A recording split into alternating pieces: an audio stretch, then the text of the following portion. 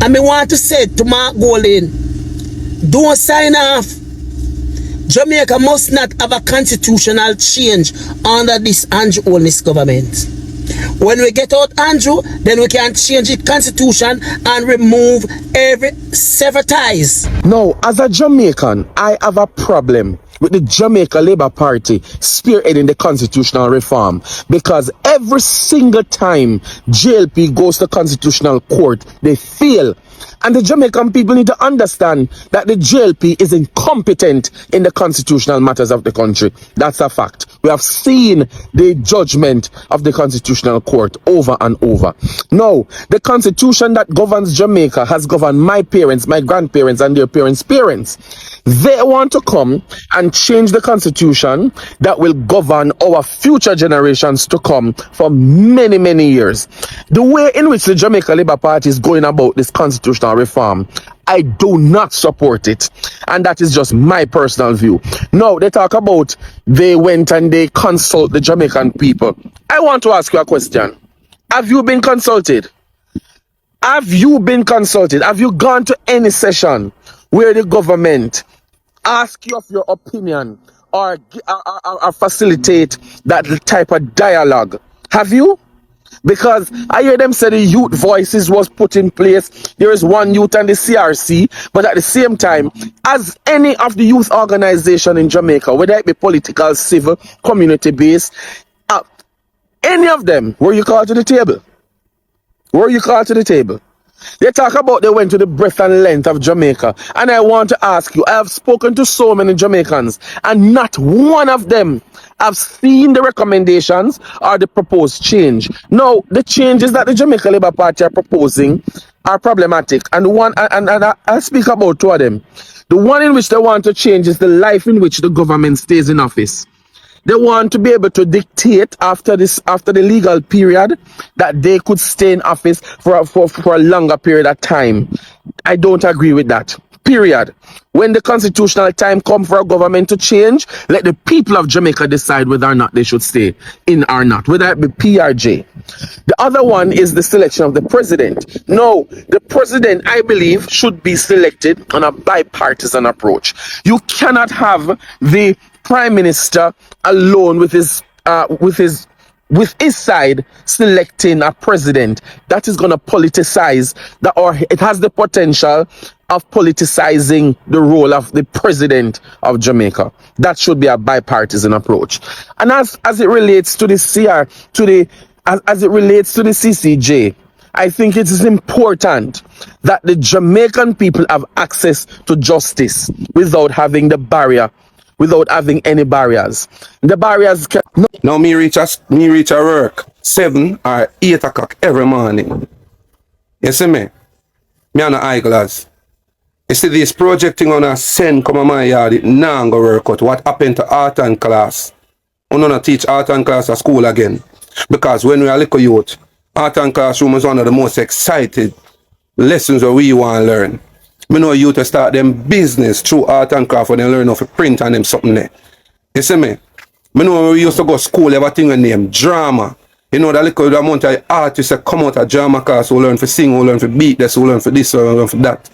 You understand? Them class there are how you teach kids and how kids bond with kids who them are compete against who them or whatever them are and them friend are push to get something done.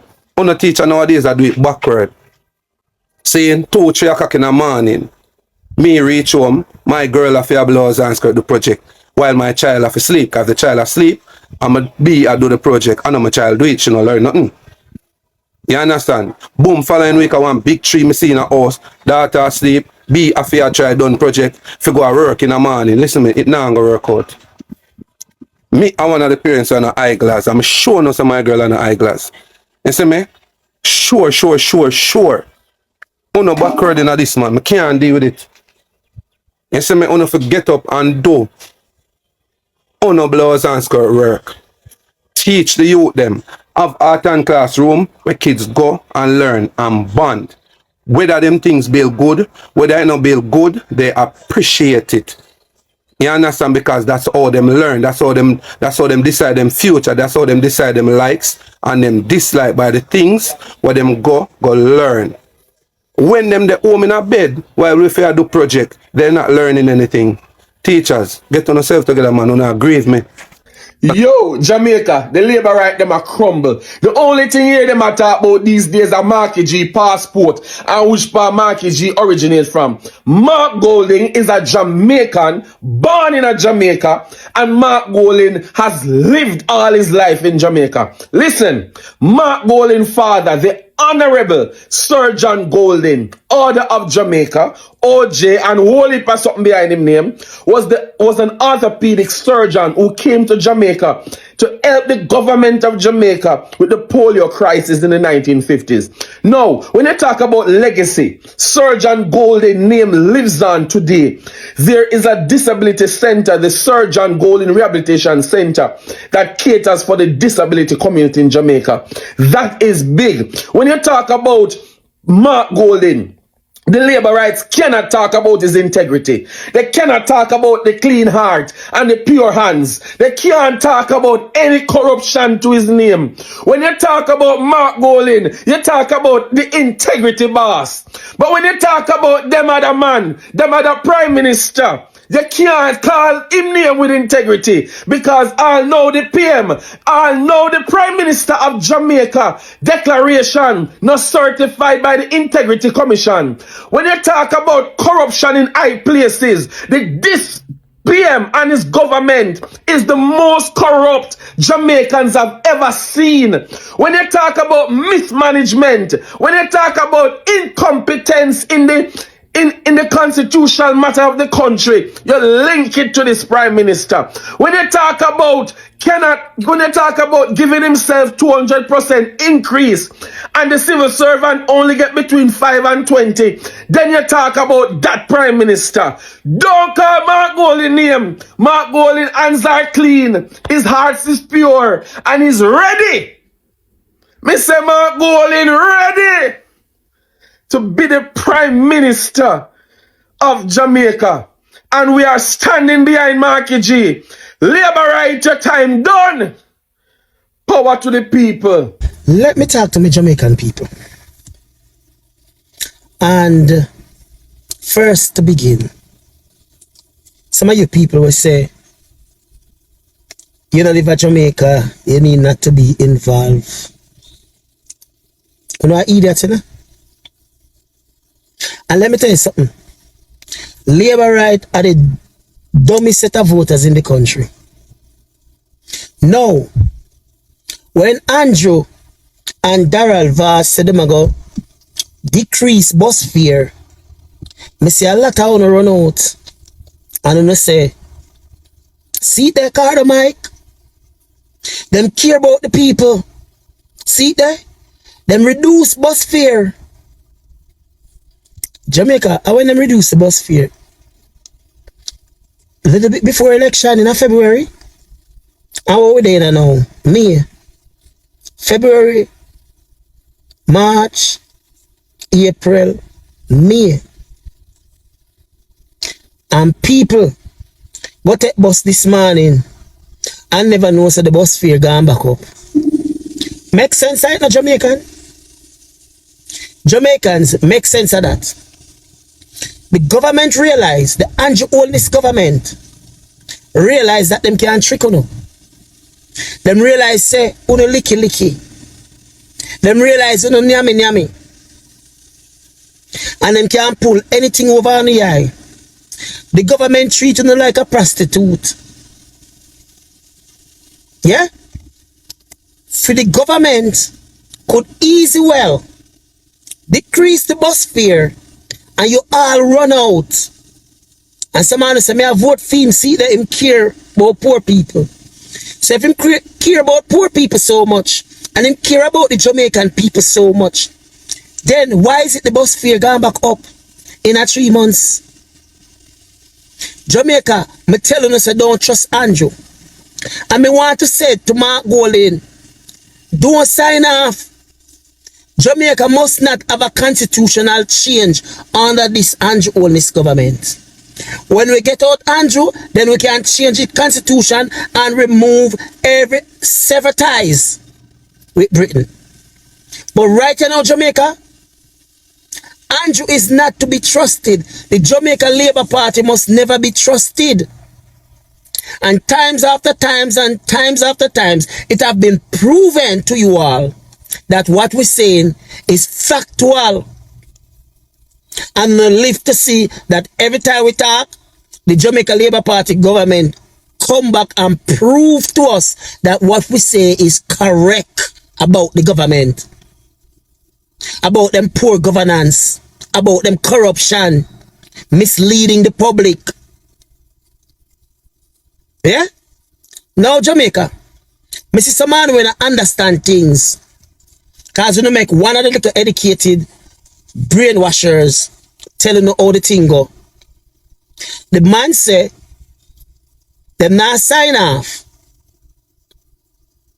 upon the constitutional changes. Because if you are going to change, why go halfway? And that's what Andrew tried to do. Andrew is trying to go halfway. He want to do away with the king, but he want to keep the final court at England. Now Jamaica, what is the agenda? If you are civilized, you can't go halfway out. Half yes, so half this so.